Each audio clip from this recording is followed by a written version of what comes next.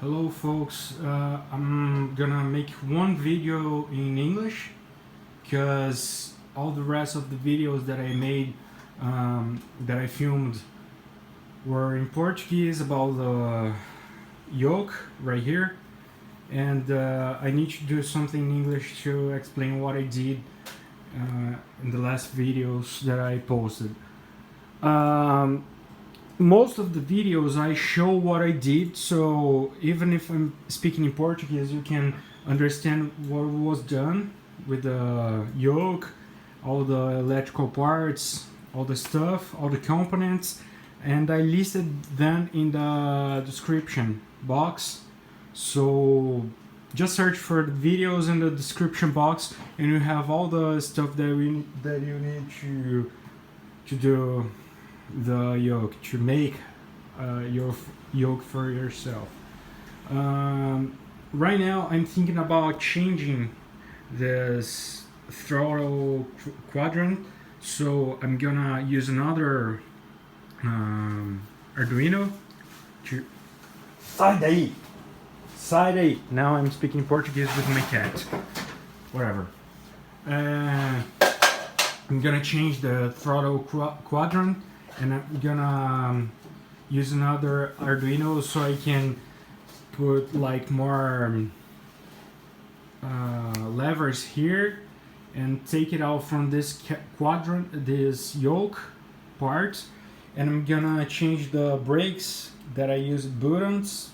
I need to learn to say this word, buttons.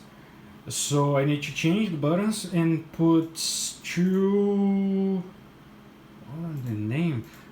Potentiometers right here. So I'm gonna use two potentiometers to use the brake like a real brake, not just a button.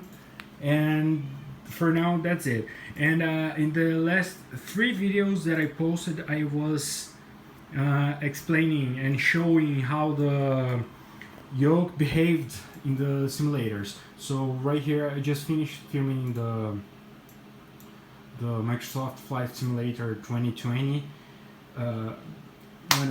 that I showed a Cessna Skyhawk flying around the city that I live. Serra Bravo Lima Oscar is the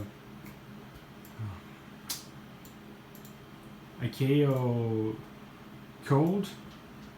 Right now I'm forgetting how to speak in English, whatever.